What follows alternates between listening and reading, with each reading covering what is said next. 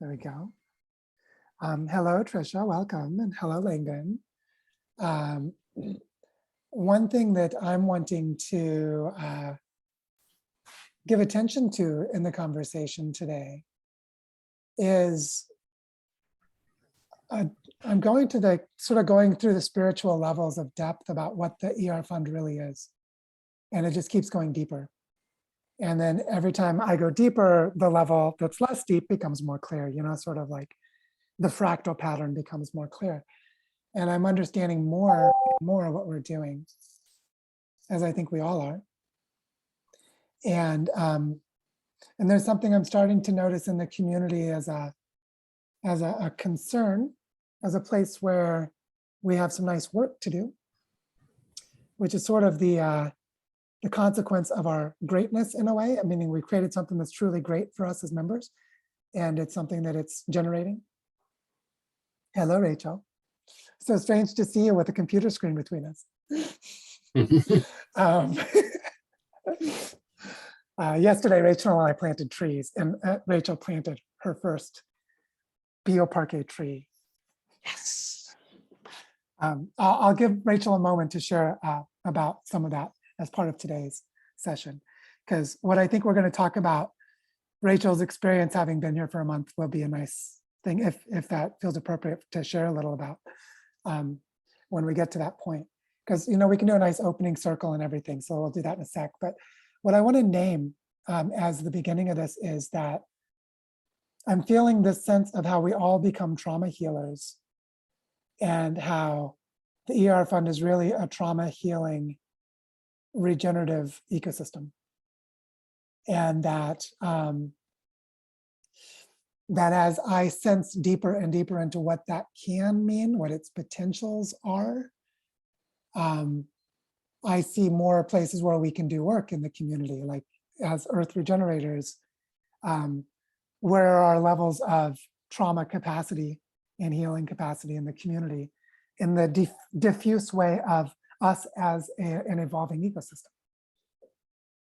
And so one thing I want to explore today in our conversation after we do around the check-ins is how well we're doing about that in that way right now, how well we're doing at it, and why that really is what the ER Fund is about. Like why that is not separate from deciding what is an ethical way to give someone money to support their project, or what is the appropriate way to say, no, this project isn't ready and it needs something else first, and all the various other subtleties that have been held in this discourse among us for the last several months. And what the Regen Foundation and this new potential web of support that we are going to get to help give birth to, what that could mean. So let's do a round of check-ins and then go into that. And the way I'd like to invite the check-in is simply, we'll pass it forward, and maybe I'll ask if, Lilian, do you mind going after me? Would you be ready to do a check-in after me? Thank you. So I'll pass to Lilian.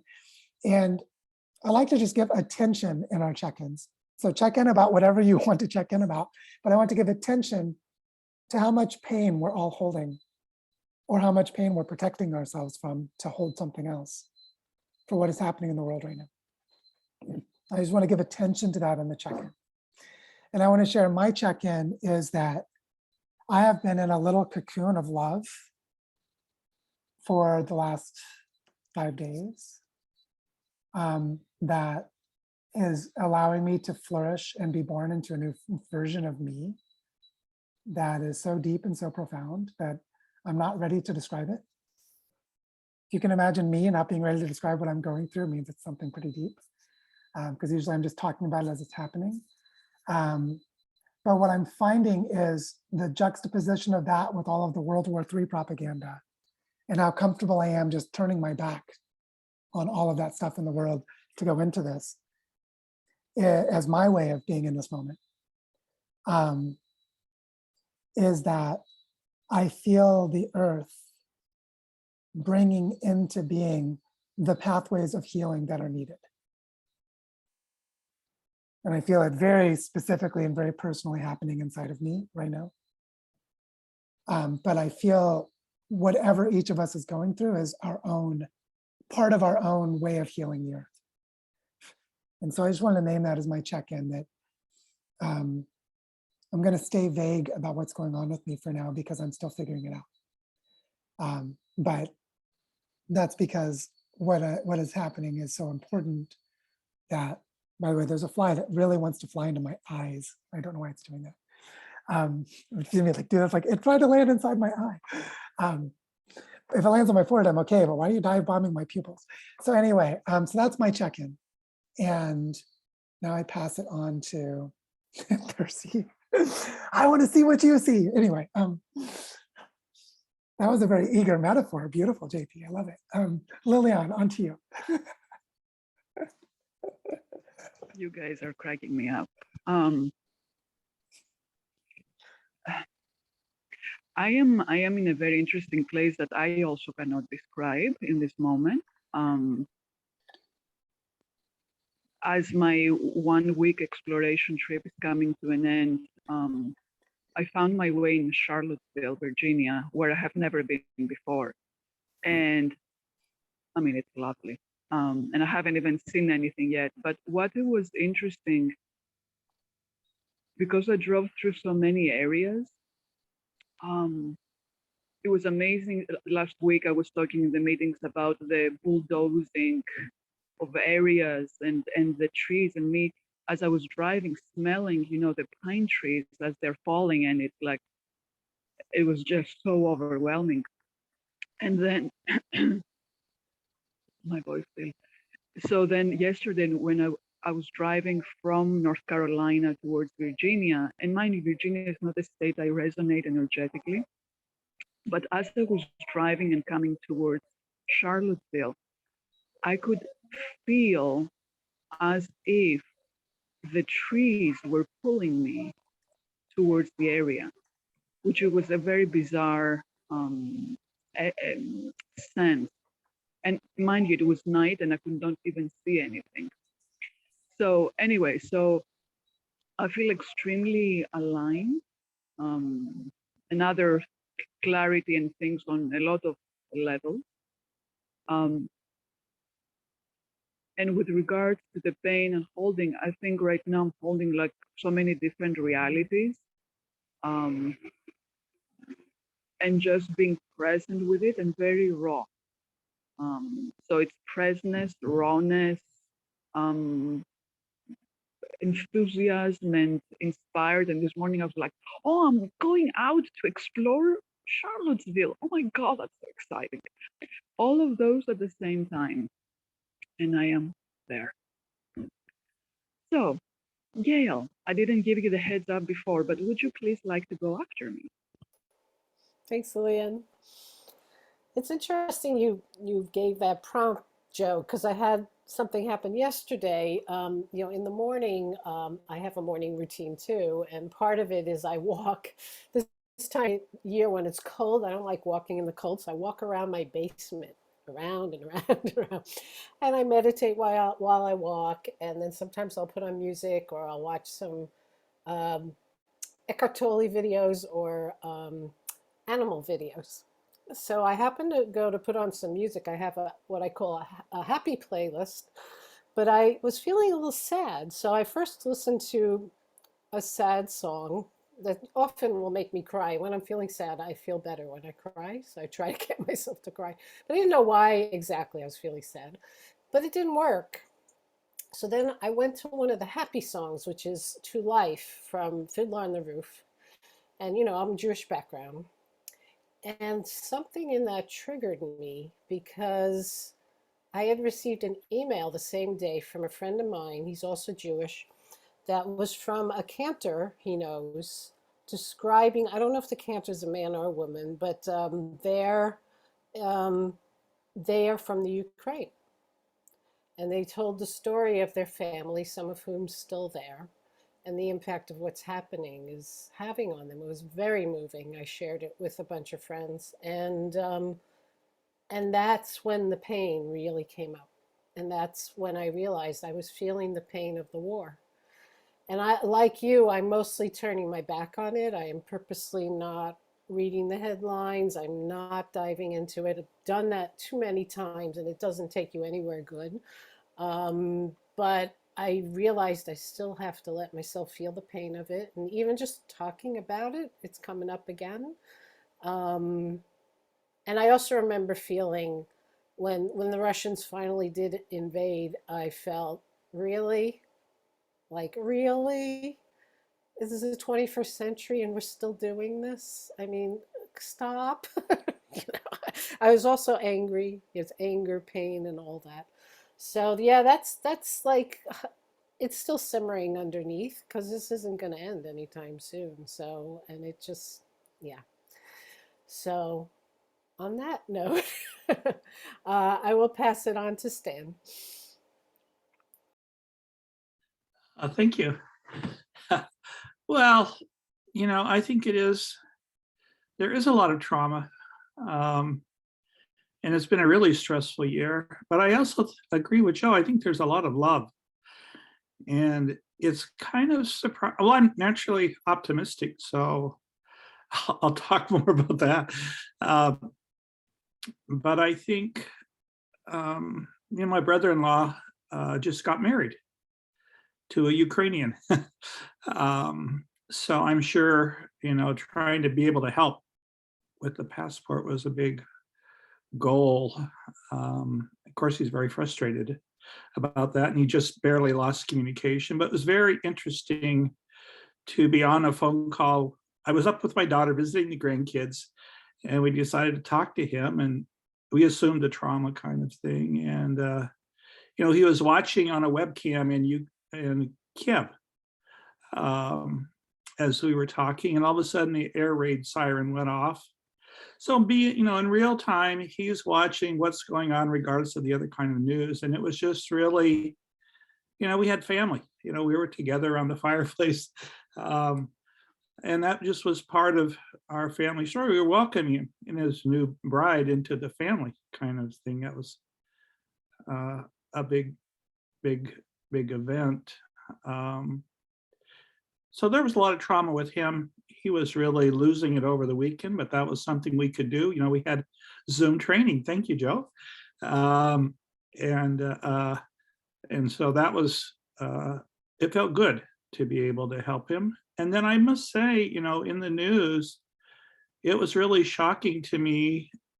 And I continue to be impressed that, Berlin had one of the largest turnouts in support of this, and Russia's having turnouts in support of Ukraine, and Poland changed their policy, and the EU is changing their policy, and Elon Musk is dropping in satellite, phones, and Congress, both sides of the aisle stood up and applauded. There was actually a shared feeling of support. And I wouldn't, I don't think it wasn't so much impressive as it was surprising. But it is reassuring that people actually, it's viewed as Putin's war. It's not viewed as we hate Russians. And it's viewed as, like we're saying, it's a shock that we're still doing this kind of stuff. And I think, lots of people have been offering support and doing things that matter. I feel like what we're doing matters with respect to that. So, a new economic model is sanctioning bullying behavior, not just letting it be a war issue, but trying to get some moral clarity around yacht ownership. Switzerland went from its neutrality position to actually caring about this stuff. So I'm optimistic about that. And then I do feel personally that, there has been a lot of trauma. I was up with my grandkids because they're still exposed to COVID. So that's the most intense COVID trauma in the family. And just before I left, we were testing to make sure that our grandkids didn't get it while I was there. And, we passed negative. But, that's just, it was a goal to be quarantined and get a chance to see everybody around COVID. And now we're starting to unmask. So back home, I got to go to a breakfast with, anyway, long enough. But I think these things are in the family and the globally, and it does feel like people are actually able to do things pro-socially like this. And this is something we can do on many levels. So thank you. And I'll pass it on to Jonathan. And as you can see, I've just been joined by my beautiful wife who was listening in the background while we were speaking earlier. When you talked about pain, Joe, what immediately came back was a really remarkable briefing from 350.org about the IPCC report. And it was kind of like the whole broadcast was hijacked by young people. And the voices are just incredible and fresh. In one case, there was a 12-year-old who spoke on behalf of children and was as articulate as any adult would be about what's going on. And there was a Black young woman who really was fighting hard to hold back her tears as she spoke about how difficult it was for her to feel and think and talk about these things and to call on her sisters to rise up in a peaceful way and do something about this. And then the whole program was preceded by sharing from someone who was actually there, who's a climate, campaigner and activist, but right in the midst of what was going on and saying, in the end, this war is the result of a model that is failing or has failed. And so it's all really tied together, but it was just incredible. Anyway, that's me. I'm personally in great shape, and the other half of the day was spent talking with our permaculture landscaper about what we're going to do in the spring and thinking about how we mobilize people to replant the earth and hopefully stop fighting each other. Did you want to say? Well, one of the things that struck me about the newscasts last night, we finally got a TV after 2 years, or I don't know, it's been since we have had access to C-SPAN or CNN or anything, and public television even. I was just so grateful that we could connect and get updated to what's going on in the world in a really intelligent way, in a comprehensive, or at least superficial, but understanding what's going on. And what became really clear to me, I don't know, other people may have been listening to more, but the fact that Putin is doing what he's doing, and he has no motivation to stop, and he's doing this now for his ego and to save face. So this is all about human beings. And it's really heartening to at least see the Russian oligarchs beginning to say, well, whether it's out of their economic benefit or whatever, that they might actually do something pro-social, take this guy out, because he's a threat to the world. And when I think back on Trump, I just hope people understand the correlation between maniacs, who are in it for their own ego.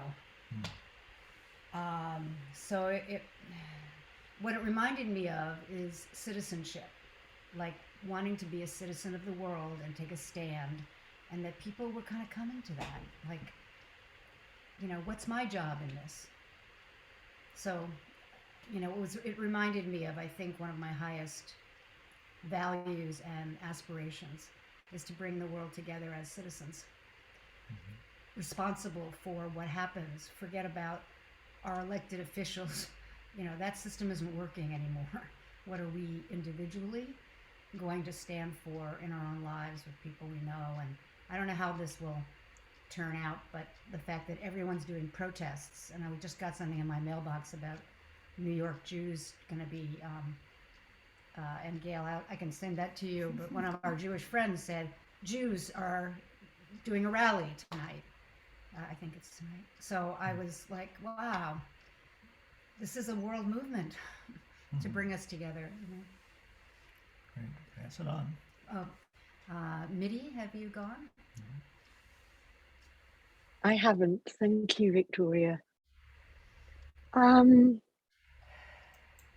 am I? Well, I'll start with how am I? I'm feeling joyful to be among you in this group.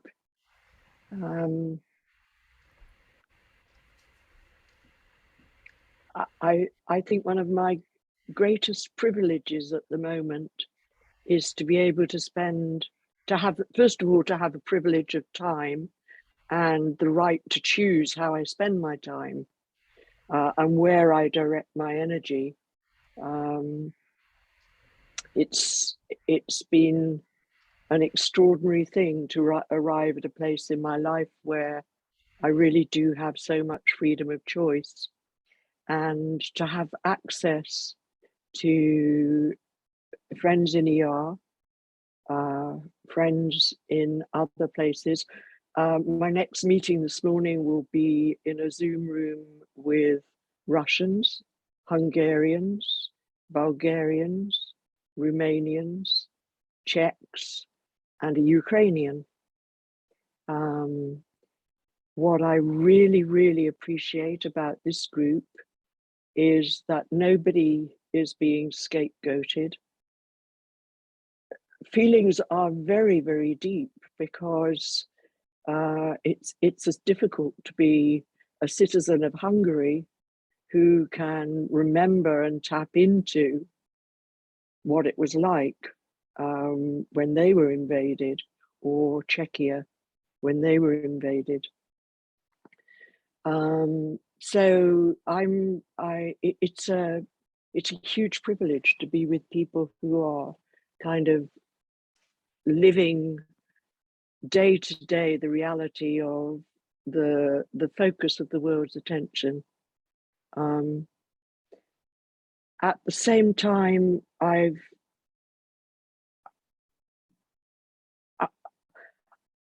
have to own my own reality living in America as a non-American, and noticing the extent to which this culture, this American culture, immediately looks for the scapegoat, immediately looks for the place where it can sell its weapons, and can take an apparently self-righteous position on the world stage around a process which may at the moment sit apparently with the ego of one man, but actually contains the egos of all of us, and I include myself in that, because where I come down to in this at the end of the day is I'm a microcosm of the macrocosm. Where is my responsibility? I can very easily, because of my networks, I can very easily channel what resources I have in support of the different sides, and I'm seeking to support the people in Russia who are standing up in protest, who are as much at risk as anyone in the Ukraine.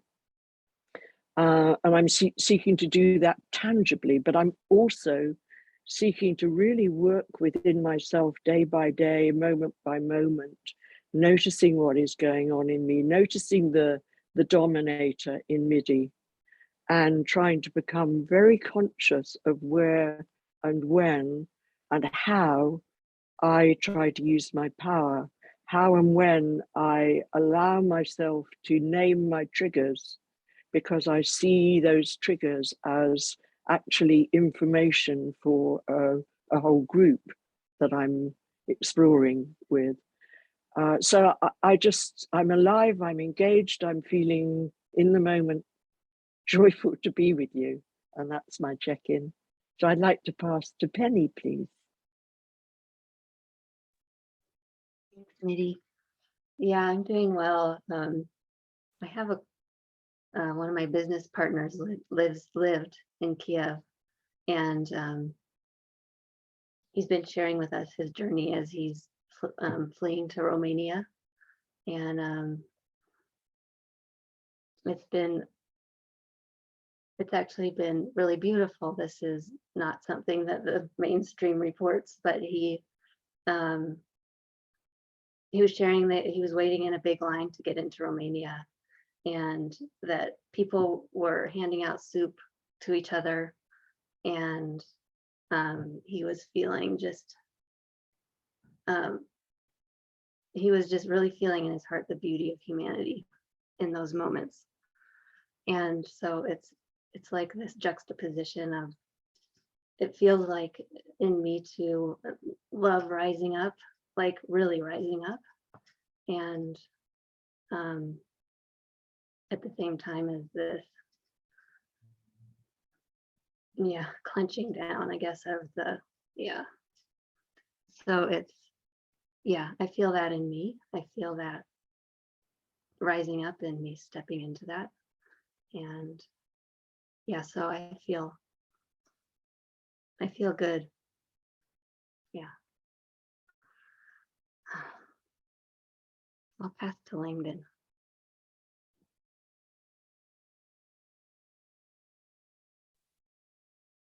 Any?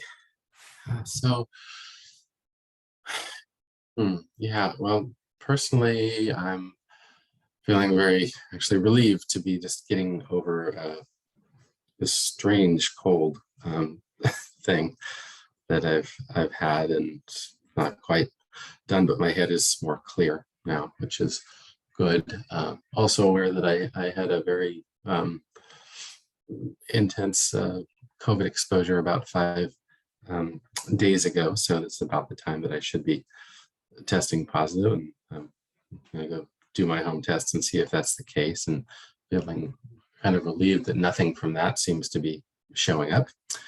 And because I, am in the yes, I'm at my maximum immunity after my booster, not worried particularly for my own health. And that's like, okay, that's what that is.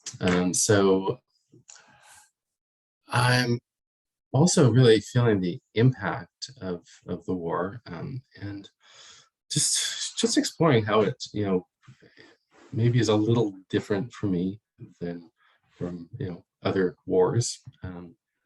And this one is, scarier, obviously, because the chance of escalation seems higher, but also because it does impact people who are from land of my ancestry. My mother's ancestors left Western Russia, East Ukraine, that whole region in 1903, I believe, and various times, escaping persecution because they're Jewish. And it's strange because I don't actually know anybody there personally, but I know that I have relatives there not that long ago. But, it's painful. It's very painful just to know that. And then I thinking about, well, it's like, it's also painful to know about wars in Africa and South America and everywhere that have been happening for a very long time. And just the fact that this hits us harder emotionally, is something to explore, because it's easier to explore or to ignore the wars that are, down there where, people are more distantly related to us genetically, So, that's going on a lot. So there's emotion there. It's a lot of yeah, a lot of sadness, and anger. Yeah, just like, yeah, I do feel angry about just the way our world, our capitalist world. I mean, Putin is a capitalist. I mean, it's a form of capitalism. You know, it's about greed for resources and power. Power is the capital that he cares about, as Trump and many others. Power is the capital, but it's also finances, and how our economic system really just creates these extremely powerful people who dominate. And it's just also about stuff coming up in Earth Regenerators is about the challenges here around moving things forward, and about doing our healing, doing our trauma healing, and how best to accomplish that. And of course, anytime you try to explore how to accomplish trauma healing, it brings up trauma, and it brings up the fears that, and and especially when we're in this group that is really attempting to do it in a very different way. And there isn't really a therapist or a leader of any form who is guiding it, and which can be a good thing, and it can actually be a really big impediment in some ways. It's a big discussion about how that actually can work in this context, but just a lot up about that, about the appropriate ways of doing trauma healing. And I think that's about all where I want to stop. So I will pass it to Rachel.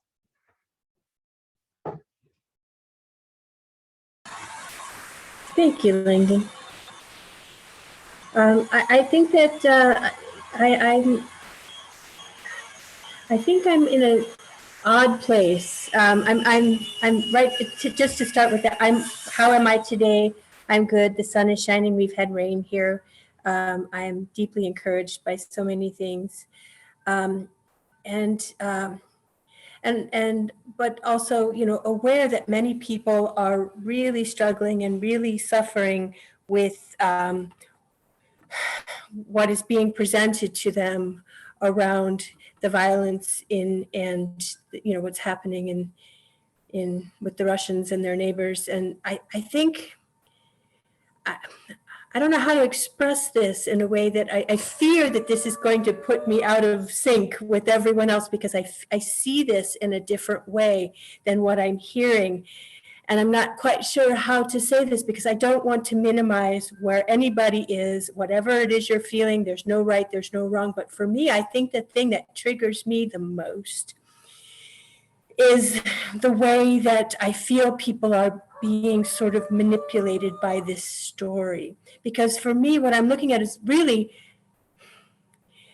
there was always violence, and the Russians have been threatening the Ukrainians for years. And it is true, people are losing their homes. And I mean, all of that is horrible. But to say that, I think I get frustrated most by the way that the news and the media and the storytelling is sucking the life out of people, when in fact your life really isn't any different than it was before this happened. And there's been violence happening everywhere, always. But because I feel that it serves the purpose of some people, a small group, to tell this story in such a way that we're being pulled into trauma that may not really need to be.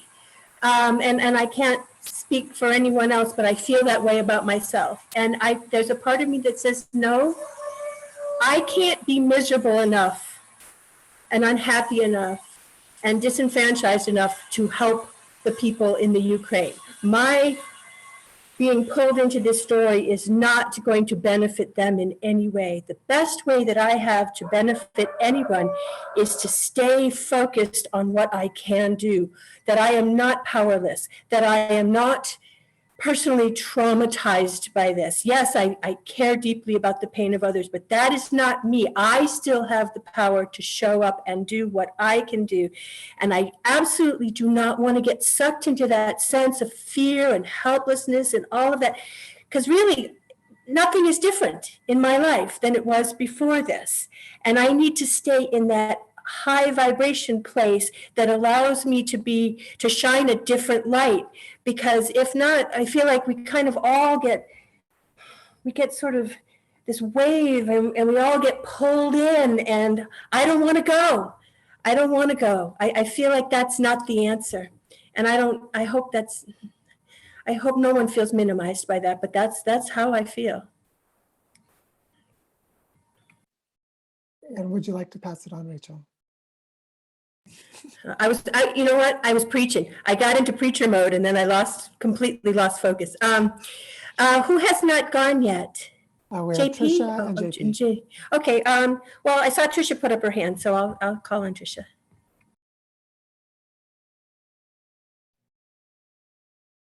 Yeah, Rachel, thank you for mentioning story, and Joe, thank you for bringing in this prompt, because it was actually the very conversation I was having with my husband right before this call, about the loudness of the story.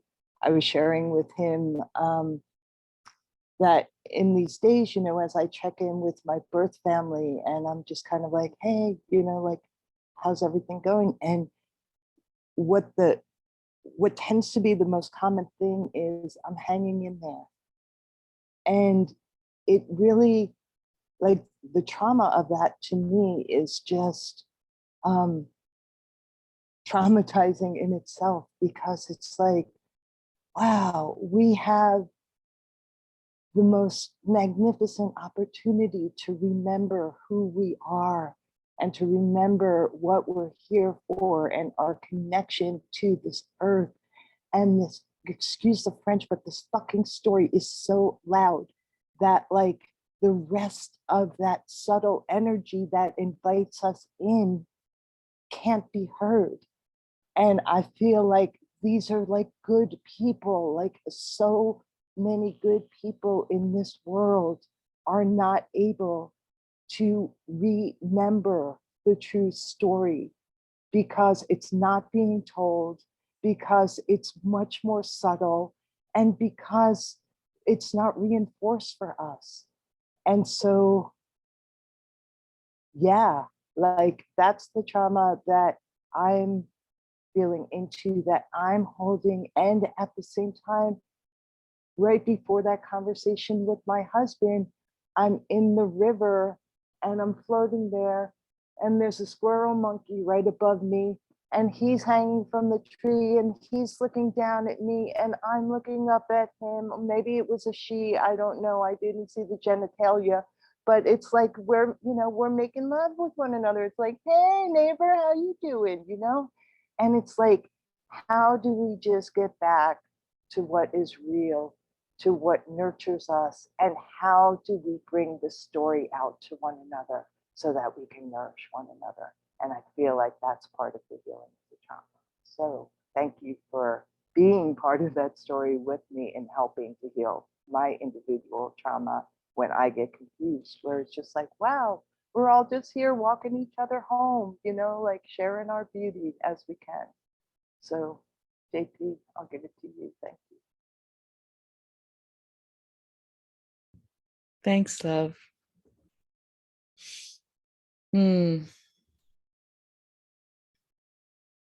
I'm remembering the words.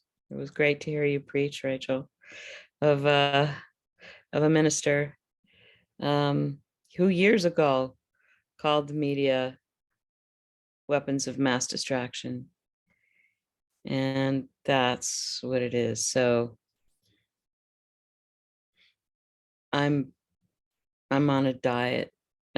I've been on a diet from that for quite a long time. And I've learned that what's important will come to me. What's actually truly important will come to me. And what's important now for me is, just as we started, And as we're reading in the beautiful Zen and the Art of Saving the Planet that we're reading the book club, it's about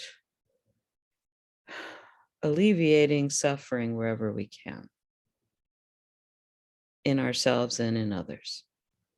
And that sometimes means holding our own pain, and sometimes means holding the pain of others with love, with as much love as we can muster. So I'm coming to all of you guys tonight after holding the pain of a dear friend of mine for most of the evening. And the litany of what she has been going through, just, it hit here. And I've been saying for the last couple of days, anytime I'm here, come on over. This is a place of peace. And she finally did. She came over, and the last several hours have just been her releasing that and into a loving space. And so no matter what's going on in the big bad world, I know I'm providing love and just being here for someone. If I can alleviate one person's suffering even a little bit, then I am being in service and doing what I can do at this time. So that's me. Thank you, everyone. It's powerful that there are 12 of us here and we spent 45 minutes in our check-in, which is longer than I've seen it take for groups of 30. And so I'm naming that to name the mimetic space, or the slice of the noosphere, the realm of human attention that is being partitioned into pie charts of it's in this one, but not that one. It's in this one, but not that one. And I just want to share what I've been putting my attention into in a general sense to explore what I think the ER Fund is trying to do. Because I've been in this beautiful place of what we're doing in the bioparky is achieving a new level of integration. Yesterday, Rachel and Sebastian and I planted about 15 trees that have been sitting in our vivarium, waiting for the rain. We'd prepared the soil. Half of them we were able to dig by hand because the soil was so loose and porous, even after 4 months without rain, because of what we'd been doing there. And how easily we could just give love to an infrastructure of love that was already present. And the same thing's happening for me with my social networks of people here in Barichara. The work with Margarita and the weaving of the community. The native beekeeper that I'm giving financial support so she can train and mentor a 15-year-old girl from the countryside to become an ecological expert and tour guide of local ecology and pollinator species. This is happening this week. That what I'm noticing is how easy it has been for me to just quietly go and give my love where almost no one is looking. But I'm looking. And what I'm seeing is my love everywhere. Everywhere. There's not a single moment in my day that I don't see the love that I'm giving. I want to share that because I'm moving into a deeper layer of spiritual training myself personally. And I'm looking into what's happening here in our community.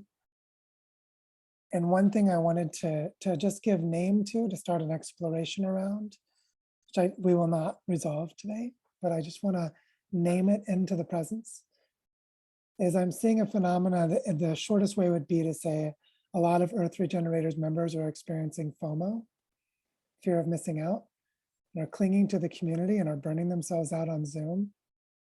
And the best understanding I have for why it is because they found their tribe and their tribe isn't physically around them. And they just keep coming back to this space. And as the next learning journey is about to begin, I just had a great call with Benji before this call about how we're going to shape it into a design practicum. to just start moving toward helping people land in clusters of Earth regenerators on the ground.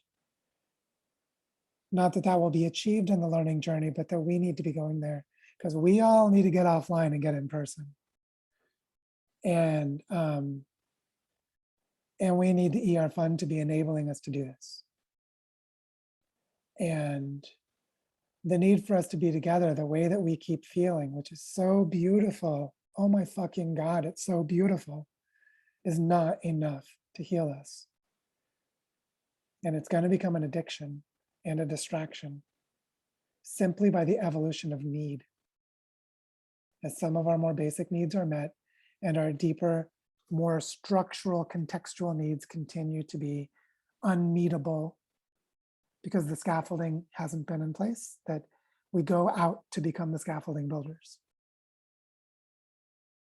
And we go out into the world to do it. I'm preparing a journey into the world to build some specific scaffolding for my life. I'm very happy about. This part of the story I'm not quite clear on yet enough to tell.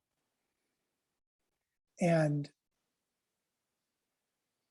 I feel so blessed to feel Gaia speak.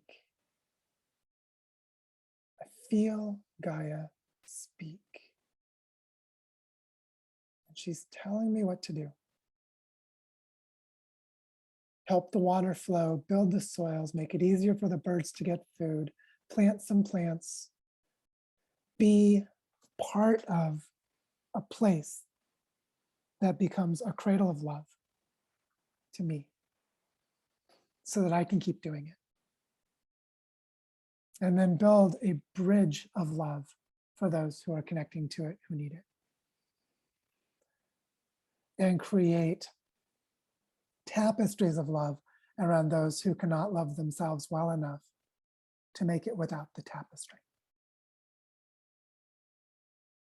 And so I feel this really strong sense that Earth Regenerators is going through something really deep because there are enough of us who are really advancing a lot in our pro-social practices. And we're feeling more because we're able to feel more. And I mean each of us as individual, but also us as nodal networks like mycelium, which means we're going to open ourselves to a different level of failure and discernment. Which is we'll open ourselves to the level of the echo chamber of the expansiveness of our own ecosystem. We'll open ourselves to that. And what I see happening on the world stage right now is just further advancing of ecological overshoot and collapse. And I knew a long time ago that most of us weren't going to make it through to the other side.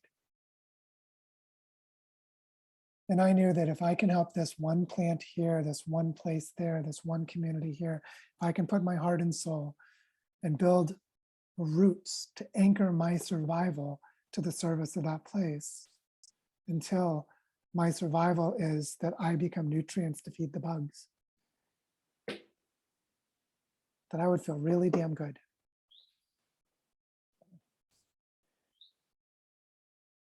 This is why I can't actively care about that loud story, Trisha. I can barely care about it at all because I've studied propaganda and geopolitics. I read my Frank Herbert a long time ago. Those of you who know the actual story of Dune, holy shit, did he know a lot. He figured that out in the dunes of the Oregon coast. Smart guy. And what I sense us trying to become is I sense us trying to become such clear channels of our own trauma work that we actually become scaffolds of mutual trauma transformation. Mutual trauma transformation. The trauma doesn't go away. It's not how it works, but it is transformed. It interpenetrates into something different. And what we're talking about with the ER fund and this way of building social supports of the things people need to make life transitions, to be more regenerative. All of this stuff, like how many of you in the opening circle mentioned having some kind of support you gave or received with someone else about what's going on? How does that get turned into those islands of sanity, those oases, those places that can survive this storm that will probably last another 2 centuries? I'm not kidding. Like, it's not going to be over when we're dead, even the young ones among us. And so we have to have a way of navigating and wayfinding what needs to be gifted to the future that's not here yet. And I'm starting to see deeply, because I'm now enmeshed very personally in the transformations of 3 people's lives, other than my own, who are all working to make themselves as fully as possible regenerators of the earth. 2 of them are dealing with inheritance and wealth and turning it into commons. And the third is about walking a continuing spiritual path of their own transformation. And the ER Fund is going to be helping more and more of us to do that, to be so interpenetrated, so intermingled into the other person's transformation that we can no longer tell where I end and they begin. And we feel our ecology of being,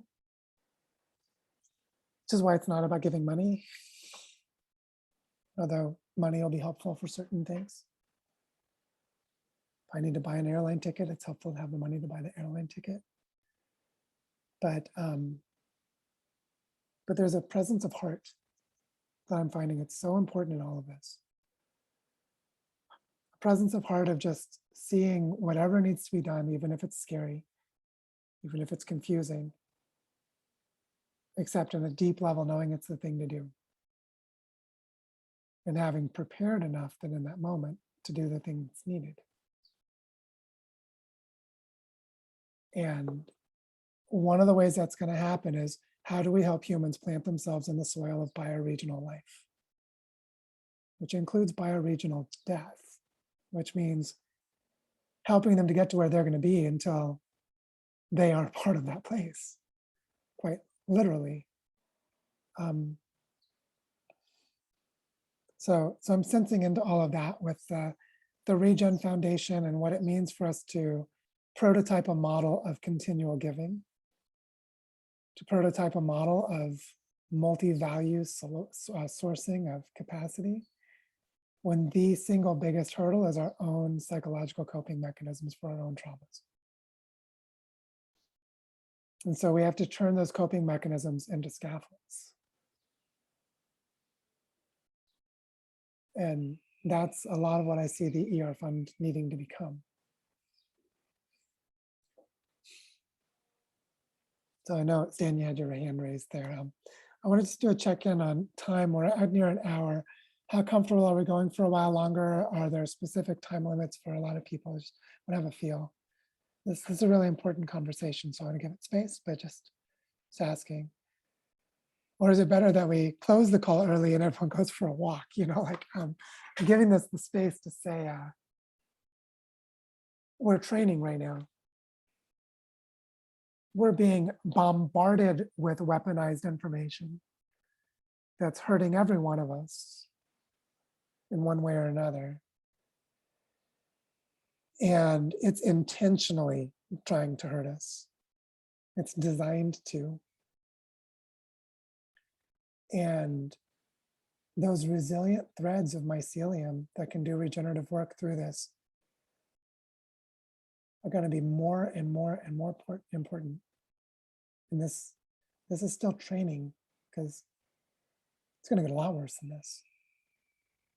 I remember once I was talking to Michael Dowd about 2 years ago, and he said, there are 3 major breadbaskets of the earth.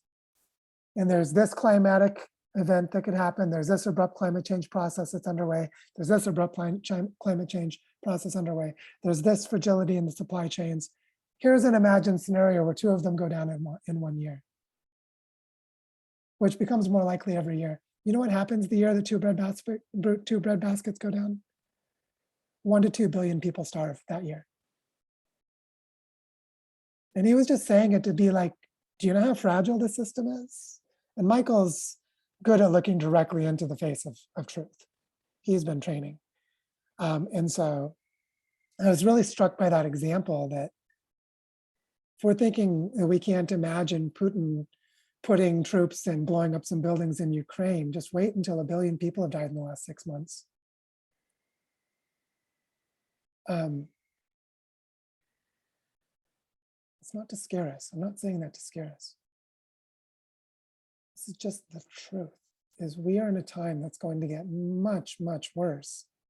And we need to be in places where we are okay and we don't feel the white guilt of privilege to be the ones that are anchoring the continuity of life, because we've worked through our traumas and we're actually truly, fully helpful and in service to life. Because any place those traumas are not in our pattern of noticing, accepting without judgment, setting an intention and taking action. If our trauma cycles cannot complete that 4-step cycle, we are open to manipulation by weaponized warfare, by misinformation and propaganda. We train in the ACT matrix to not be susceptible to propaganda. This is going to become more and more important. This is the warrior training part of this. Remember, I'm a martial artist. The warrior training part is we can only maintain peace in the world if we can maintain peace in our own hearts. And the ACT matrix actually shows us how.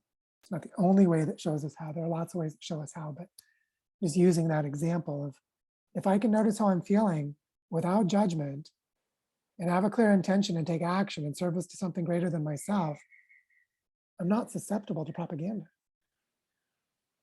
It's a big if, by the way. So I'm usually still susceptible. But it's helpful for us to think of the pro-social training as how we protect ourselves from this manipulation. So as Trisha was saying, we listen to the subtle story. We need to listen to the earth.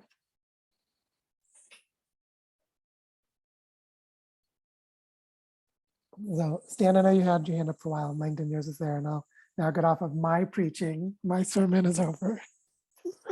But it was just so important. So Stan, on to you. No, it is important, amen. I think the preaching is needed. That's why we're here. It's very helpful. I put my hand up because I thought you were, calling, for, action and not just participation in a Zoom meeting, but action in your own backyard. And I think there is a lot of progress here, and I think there is a shared ministry that I'm benefiting from.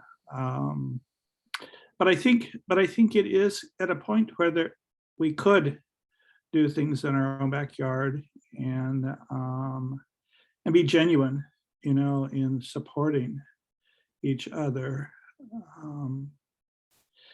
And it is trauma, and so, here in Cascadia, here in Oregon, we have a lot of choices around end of life. I'm very familiar with those choices, and we did a movie about those choices. And that's given, my family a lot of strength, like you were talking about, to not be scared of dying. And so, a war is just another event. And so that's what we were talking about with Justin. Anyway, I think a lot of these healing messages and holistic, loving support teachings, we can be incubating in our backyard. And initially I was just trying to do it with my family. And, you know, my dad, and, you know, caring for his wife as she passed away this year, and the grandkids emerging. And so personally, I'm over those events. We have really integrated those things into the family. And so I can do more than just try to do this with my innermost family. I can do this with some other friends. So I'd be happy to do that. And, you know, I live in Portland. I know Langdon, you're here. I think Travis is here.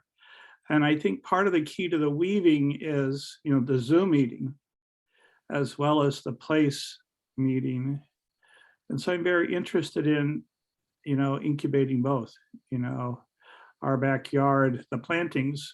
And we've done little arrow gardens and in our home, and worm gardens in our backyard, and Audubon certification of multiple backyards as a family. But we could do this as part of our Bari Chara. It's easy to do those things with each home.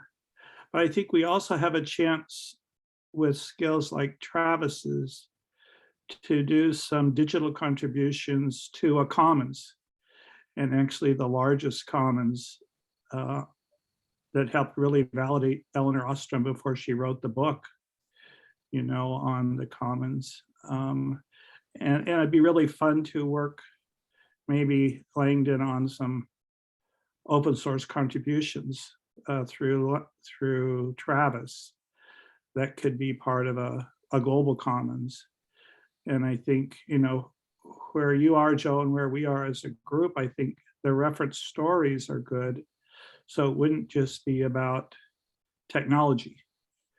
It would be about the patterns of language of parrots and the indigenous translations of those stories. So this is a community of, you know, pattern language. Christopher Alexander, a lot of his community is here. So I think it would be interesting to do that.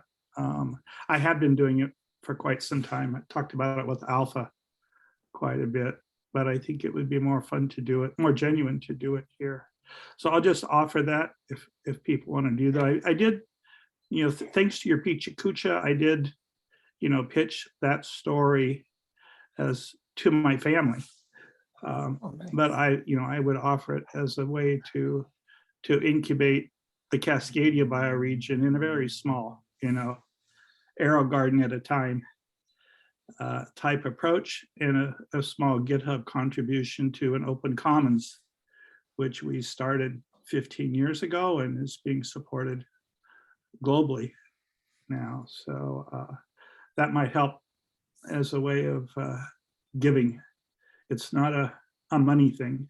Yeah. So it's not, we're asking for funding, or we're asking for genuine, you know, contribution. But I think we're getting ready for that. I just wanted to offer that up as a way of saying thanks. Thank you, Stan. Just to add a crystallizing thought to that, and then to Langdon, is one thing I found myself saying to Jan Inglis on our closing of our host team call for Last Learning Journey was people can organize themselves if there are clusters of Earth Regenerators members in a bioregion to receive people who might, what I'd call the ER fellows. Like Victoria on Vancouver Island has a cluster. And you guys in Portland have a cluster. So just start thinking, or start feeling into the possibility you can organize yourselves as a cluster to receive others from the network. Just start feeling into what that might mean for you to receive them. Because Portland has a cluster. More than one is a cluster. Very simple criteria. Langdon, on to you. Thanks, Joe. And yeah, thank you, Stan. I love your ideas. And yes, we will talk about these things and cluster together and do some local action. That's very exciting. And I love that I've been able to meet with a few of the people here in Portland, and just yeah, it keeps moving, and that's great. but what I was wanting to speak to was just the ACT matrix. So as a mechanism, and it's really a wonderful mechanism. And what I see happening in Earth Regenerators is occasionally there'll be an ACT matrix session, like an hour and a half session with a group, and then we don't really have a strong sense of what we do next. Because typically there's the ACT matrix, and then, oh great, we did that, now let's go on to the other thing. I haven't really seen a lot of integration. And the ACT matrix, I mean, it can be done in a group of 12, 15 people, whatever. But it's also something that we can do on our own and in very small groups. And I think this, and that kind of ties into the FOMO phenomenon.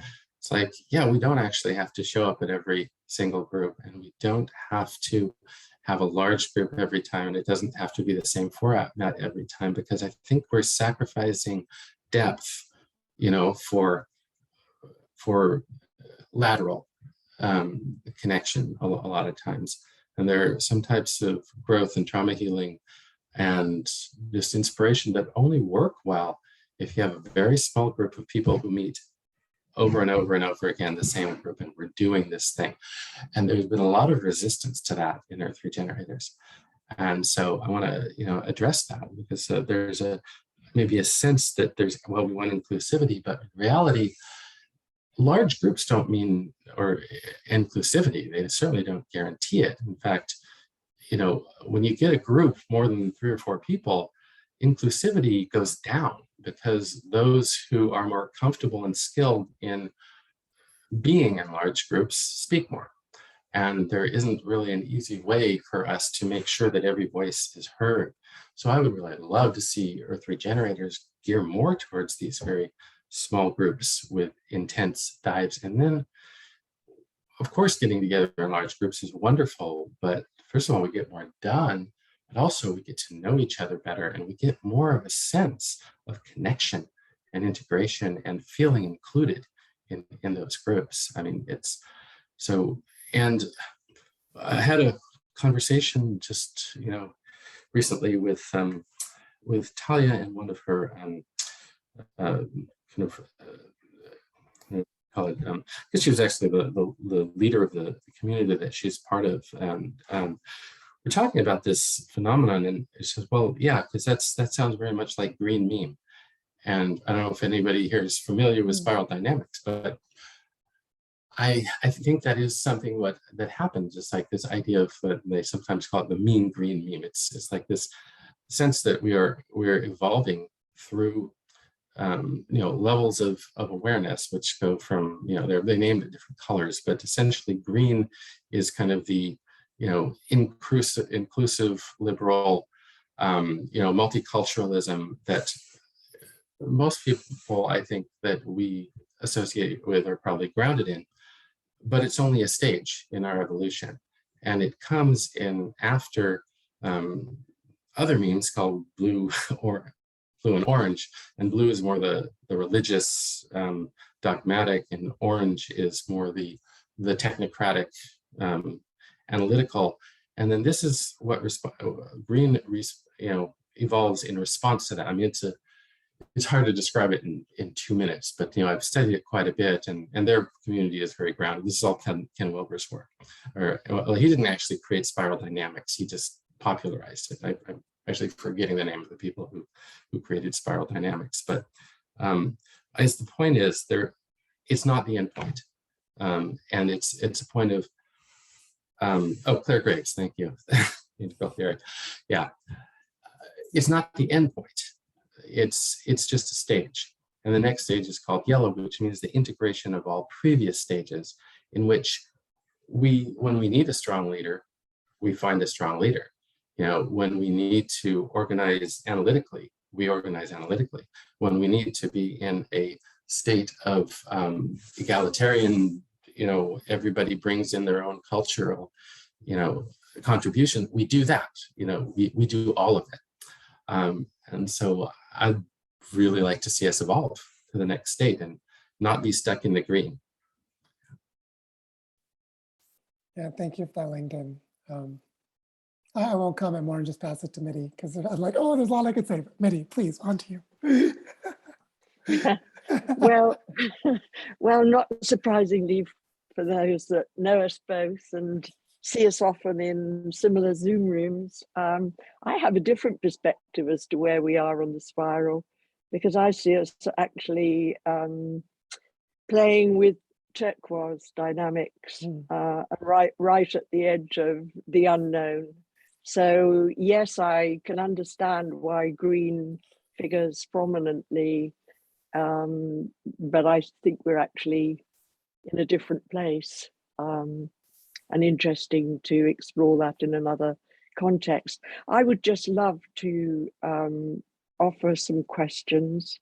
I doubt they're going to be addressed today, but they're actually, I experience them as our own funding backyard questions. And for me, they're about actually coming down to the earth and the soil of the funding process that we've been on upon so far. We have some outstanding requests.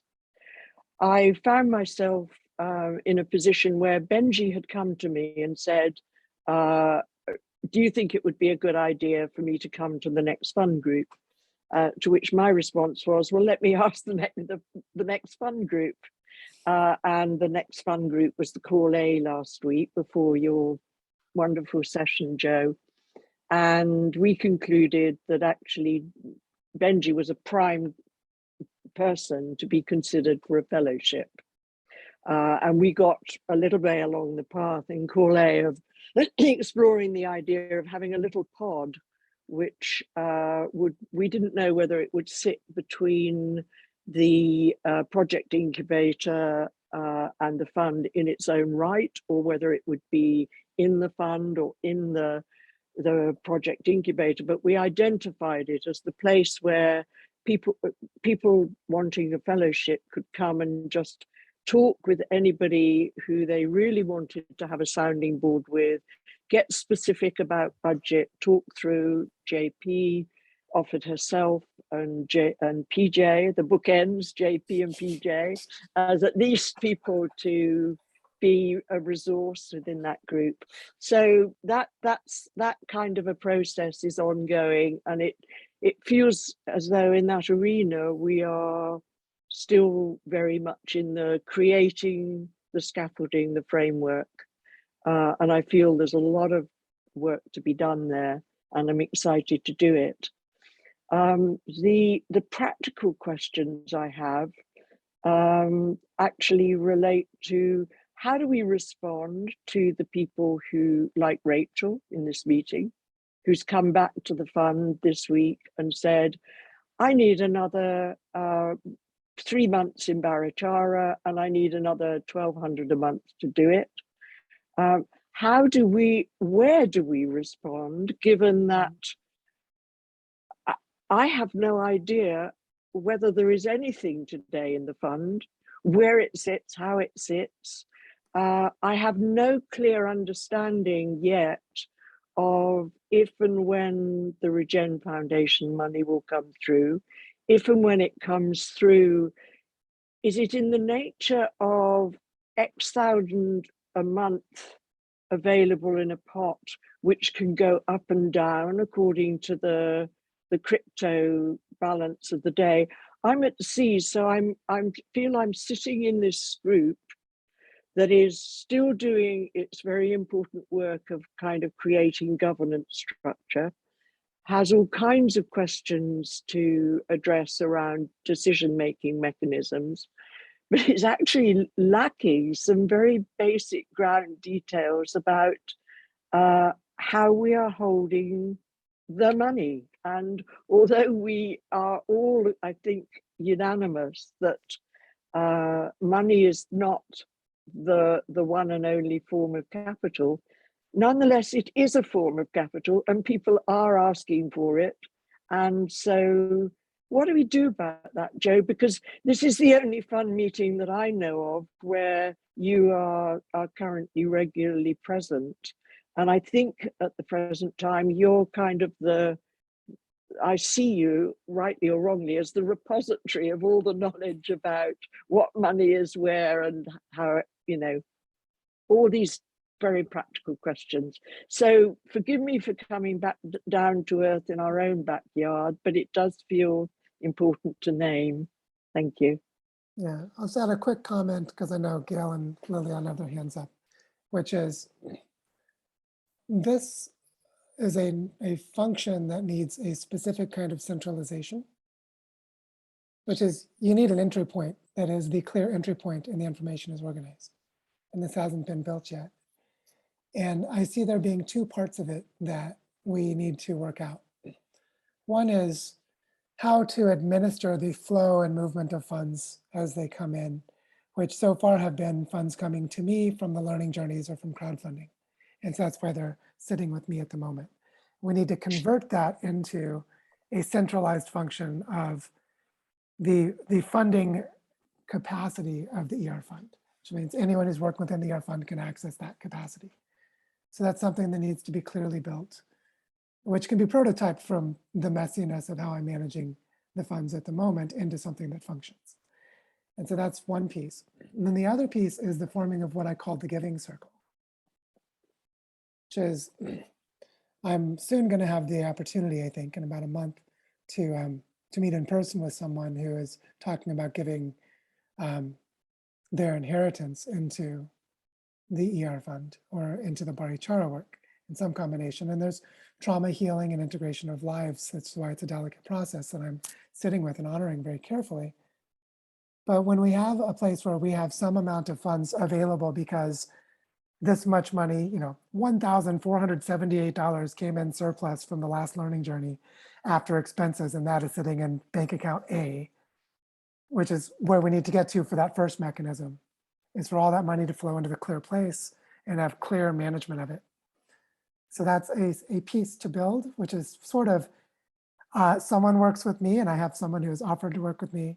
Penny has said she could help with organizing some of the finances. Rachel's offered this too. So we're sort of sitting in an in-between place about just that being created and then being managed well. And I think that's work that needs to be done. But this other piece about a giving circle is not an amount of money. It might be people who have like someone who says, well, I have $250,000 to give in whenever it's needed. And they may say, I want to give some of it to Las Albercas or Barichara Ecoversa. Like they may have a specific thing they already know they want to give some of it to. But then the rest of it is sort of generically available to be asked for. And we need a giving circle that knows that when a request comes in and the specific money isn't there, that we know who has already sort of been prepared to potentially give that we can ask. And that is a social relationship dynamic more than a clear mechanism. And so we need to give clarity to the development of both of those as capacities for the ER fund to work. And I just want to name that clarity of those. Those are elements of focus. And then back to Gail, who's waiting with her hand raised.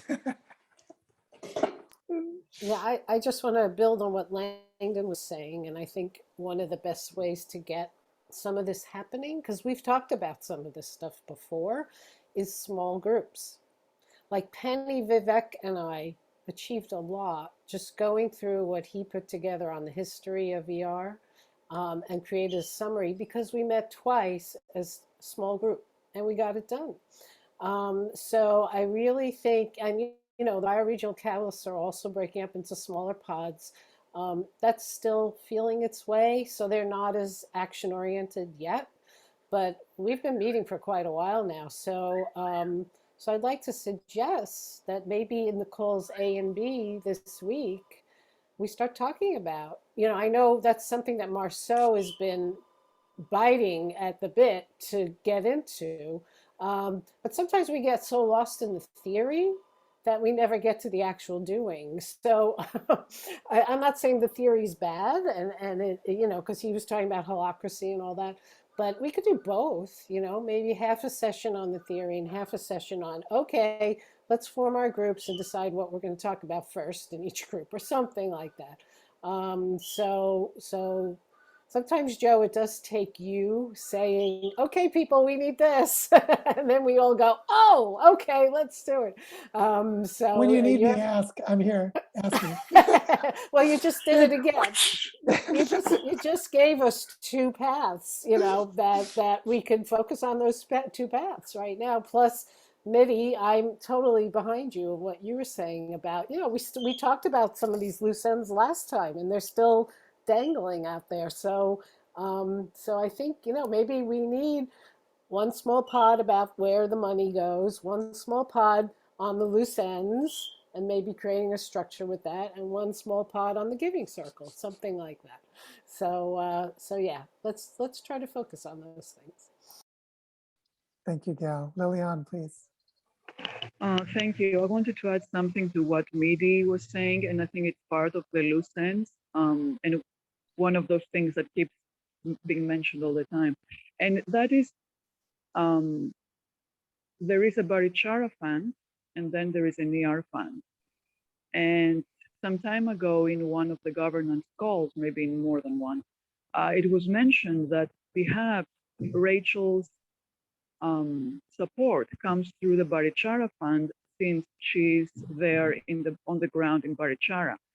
And I also correlate this with the bioregional catalyst model of having local funding or local support wherever those hubs are. So I think there needs to be another conversation or clarity around that. What is the difference of the two right now where we stand? Why the one cannot support the other, or are they different? Because personally, I'm not clear where each one stands. And I think that might have to be in the ER fund meeting, because you are a representative of the Barichara. Yeah, this brings up a really interesting point of something that I knew would become a problem, and I was trying to preemptively move us in the direction of having enough trust between us would be able to address it, which is I've been the instigator of recruiting resources, which means I have the bias of, well, I can recruit them toward my projects more easily than anyone else's, and it's unfair. It's the founder effect benefiting me. And I've been mindful of this from day one, that this would be a big challenge. And the way for us to work through it is to have really good trust in authentic relationships, so we can go into the messiness and discomfort of it and work it out. Not because anyone has bad intentions, but just because it's messy. No other reason than that. Like, it's hard to say, well, Joe brought in that money for Barichara, but shouldn't it have at least considered maybe being with ER Fund? Who's going to even bring that up? They'd be like, no, Joe can have it. I'm not even going to, like, we would end up in this place of just defaulting to things that may not actually be the best choices, and actually have good reasons to do the thing that's not the best thing to do. And so I really want us to be able to practice in this specific place of how do we further dethrone the projection of Joe? Notice how I'm saying him, because it's not me. This is a mimetic construct that still spreads across the Earth Regenerators. And while there's a very positive role I attempt to play when I can, and I know that I have a distinct role in this community, I'm very aware and I'm trying to be responsible with it, but I also know that I'm part of the messiness and part of the problem of the community, because that's just, we're human beings and the way this evolved. And I would really love help. This is slaying a mimetic dragon is what I'm talking about here. This is spiritual work, and it's work in a social dynamic. How do we get to a place of clarity where the tendencies of influence, benefit, perception around me become entirely regenerative, which they currently are not? I think on average, I'm more regenerative to the community than not, but that will change if we don't address it early. Joe, I'd really like to respond instantly by saying the work for me is in me. For me to speak up today when we were talking at a very high level and philosophically and spiritually and what it is we're trying to build in the biggest way, and that having been the flavor of the meeting and brought in by you, it requires me to say, no, I'm sitting on something, and this sitting that I'm doing needs to have a voice, and it may make the meeting messy. It may bring us momentarily into conflict, but I think you are an incredible role model, because you named conflict of interest right back in the very first meeting that we had. And so your awareness and your ability to step outside yourself and see yourself as both the human being that you are, but also the role that you as Joe play in the community, is part of the success of Earth Regenerators. And it's up to me to model the same thing. I see the MIDI being as someone who stirs up trouble often, because she stays with the trouble. She's a disruptive energy. And I know that's a role that I have to play, because it's a difficult role to do, but I've had a lifetime of practice, and it's one of the things I can offer before I leave the planet.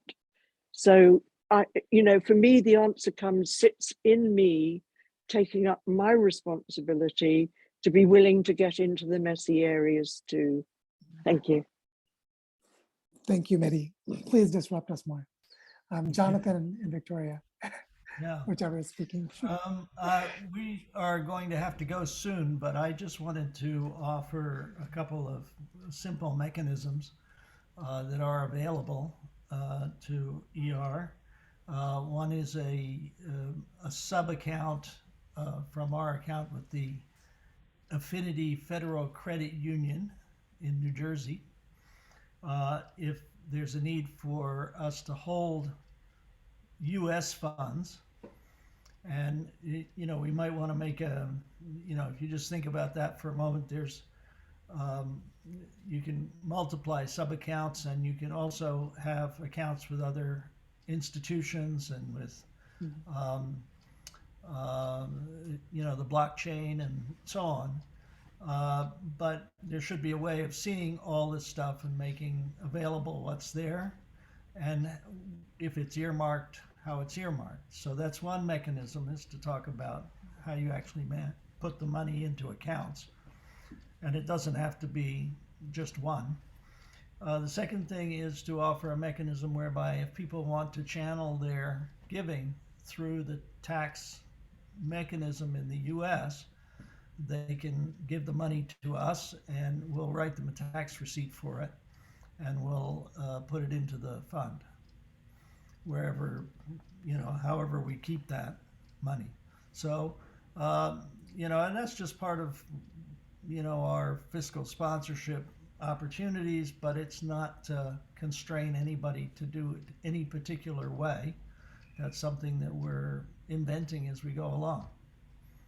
So thanks very much.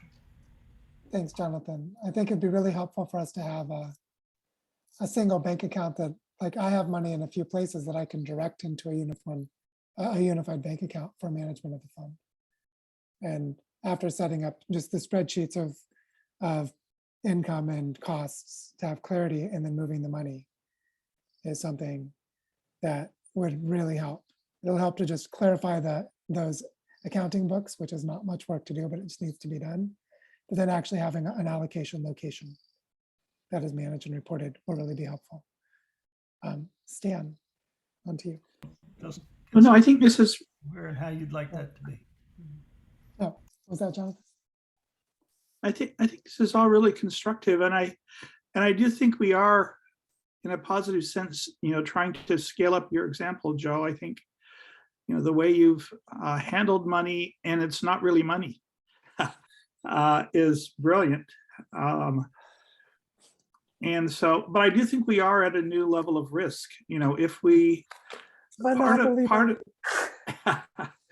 but part of the risk of I think one of the skills is weaving. So I like what Langdon said, we need to sort of grow our skill set a little bit. I think weaving is part of it. And I also think Midi's caution, I think as we weave, we're going to get offered money.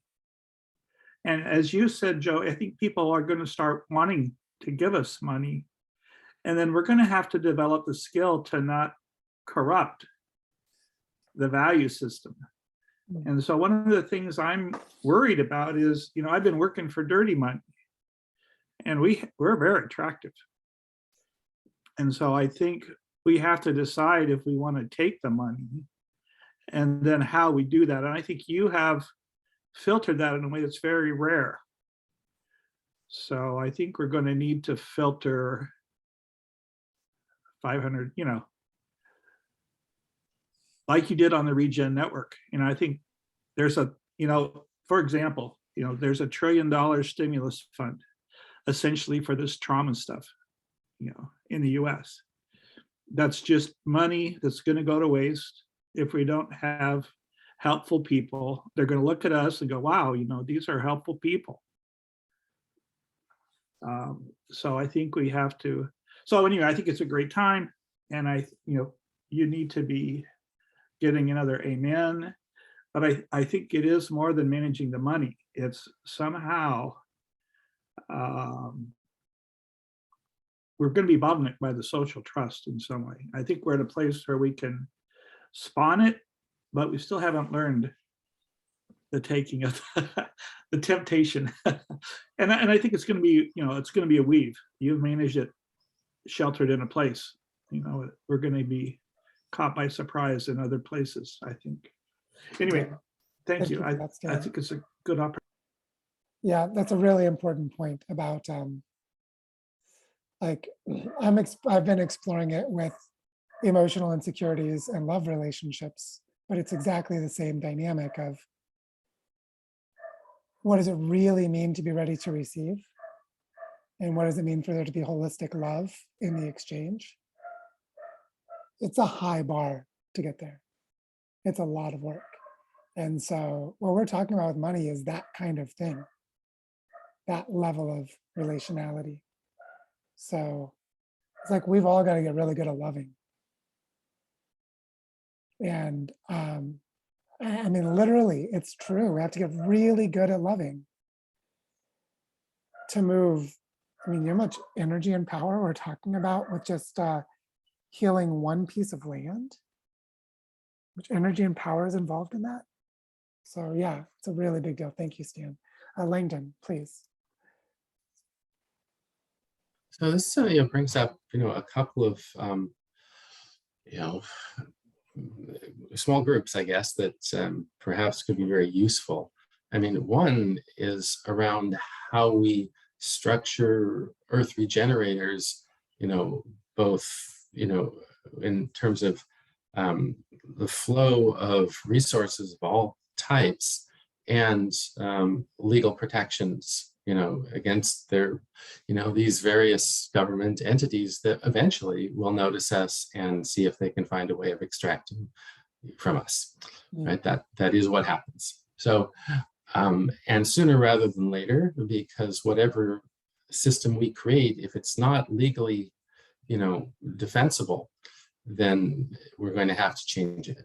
And so that, I think that's really important to engage with and figure out, how do we make sure that we are legally a gift economy, you know, to any government that we interact with, and make sure that we can, you know, maximize the efficacy of our contributions. And so I think that's not a simple question, and it requires a certain level of expertise. I mean, certainly I think that Travis, you know, with his you know, brilliance in creating these, you know, this you know, liquid giving system would be a great part of that. But I think that needs to be figured out, and beyond just saying, yes, we need to figure it out. I think let's do it. Let's see. Langdon, yeah. if I could say something here, sorry to interrupt, but it's just timing is so perfect. His name's Todd Youngblood, and he lives in Boulder, Colorado. So we've been talking for about a month and a half. And he's working at the intersection of creating financial trusts, financial and cybersecurity, cryptocurrency, platform cooperatives, and decentralized autonomous organizations. And he's working with the Regenerative Community Land Trust Group that also started in Boulder. And he has offered to help us create a financial trust, a platform cooperative, and a DAO as a sequence. And also he's working on a project to create data commons for bioregions. Another friend of mine just outside of Portland in Oregon, to propose to the Regen Network, and I'm the weaving bridge because I'm the one who has the best relationships neutral between them. And so just to let you know that we have a person who has specifically that expertise, who has volunteered to do it and is a little busy at the moment. And Todd is a guy that did cybersecurity for banks and just saw how utterly stupid the management of banks is from the inside, and then went into crypto and has a really good heart. And so I think we need to create this system of financial trust, platform cooperative, structured as a nonprofit. And there's a legal form for that in the United States, if we want to do it in the United States. And various forms of decentralized autonomous organizations and NFTs, as JP so beautifully joked about making one for me, that we can basically, that infrastructure is connected to a web of conversations at the intersection of what's called Web3, which is sort of the new, more inclusive name for crypto. It's like, it's all these various tools that crypto is only a subset of. And that if we're really serious about doing this piece that you're naming, then what we need is just form a small team that would like to do it.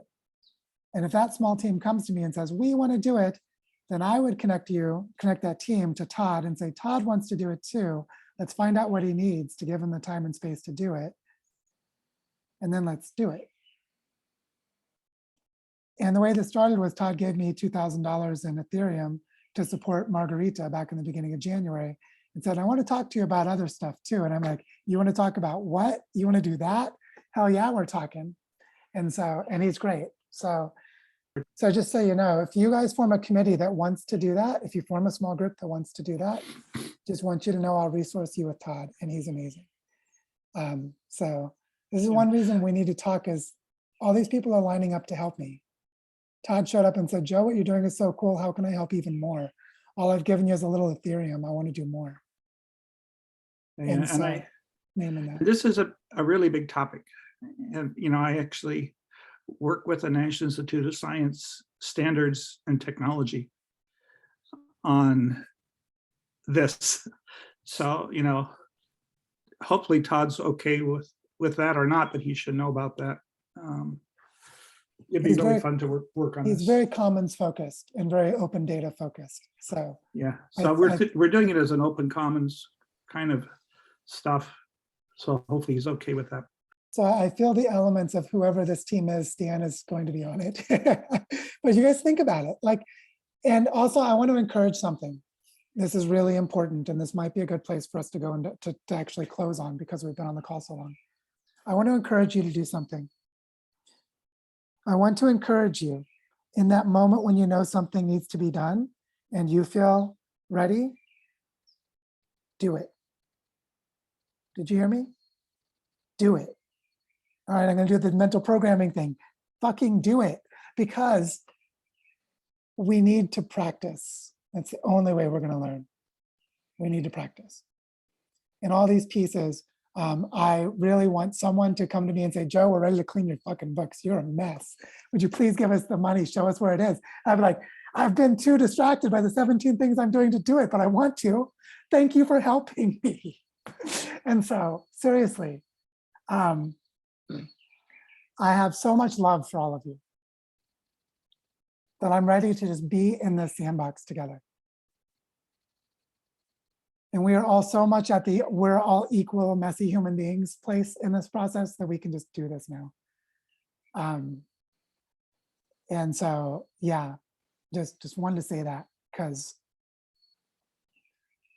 if we start doing these little clarifying steps, we're going to jump to a new level that all of our soft skills work has enabled us to jump into. So that's what I wanted to say, because I'm glad it's no longer my responsibility to hold it together. And I can tell you guys can be glad that's the case too, because I passed my limit. somewhere a while back when you all got so good at what you're doing, meaning you all as a network got so good at doing what this network is doing, there's no way that any one human being can do it. There's no way, even if they tried. So this is our time to step into the mode we're talking about in a different way. Just orienting to action, simple actions, coherent actions. Yesterday, I bought an airline ticket and it's changing my life. It's simple actions. We just have to know that it's the right thing to do. And so you guys all know, I've heard so much good thinking and feedback in the last hour and a half. You know what to do. So I'm here to support in every way I can. And it's because I care about you as people, because you're my friends. All the other reasons are my secondary theoretical motivations.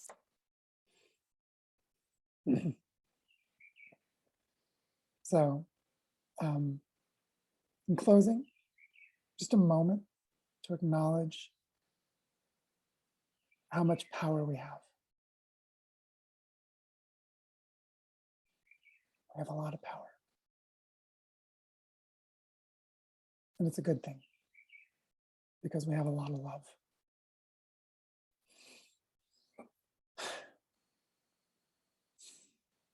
And that's it. Thank you.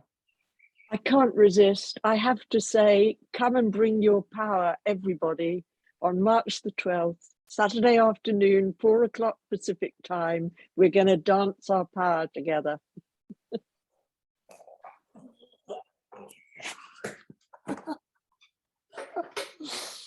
All right. Bye, everybody. Be well. Thank you. Thank you. Bye. Bye, everyone.